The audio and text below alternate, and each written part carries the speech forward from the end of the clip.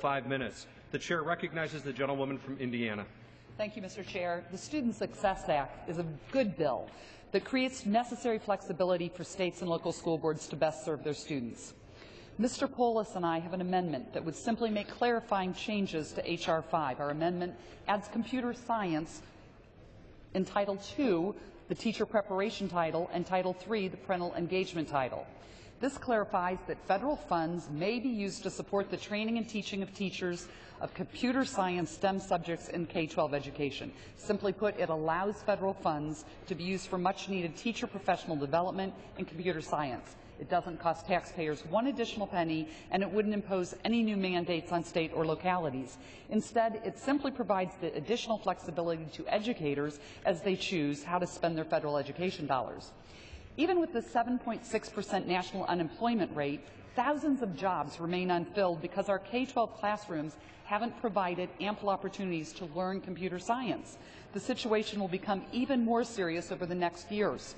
By 2020, it's expected that half of the 9.2 million U.S. STEM jobs, as we've heard just previously, will be in computing or IT related.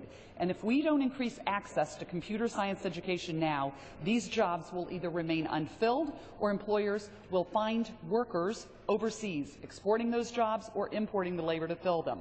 This amendment is supported by Computing in the Core, whose members include companies like Google, Microsoft, and Oracle, as well as the Information Technology Industry Council. This amendment will also help more women and minorities choose computer science as a career. In 2011, only 19% of the advanced placement computer science test takers were women, even though women represented 56% of AP test takers overall. And only 25% of the computer science workforce is female, with just 3% of those being African American and 1% Latino. Today, only 9 states maintain computer science requirements to graduate from high school. And one of the reasons more do not is because we don't encourage our schools to use federal funding to support teacher professional development, specifically in computer science. This amendment remedies that fact.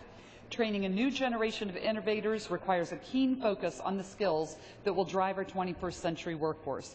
Computer science is one of those skills, and empowering our superintendents, principals, and educators to provide that robust, relevant, and effective computer science curriculum will ensure more students enter the workforce with the tools they need to succeed.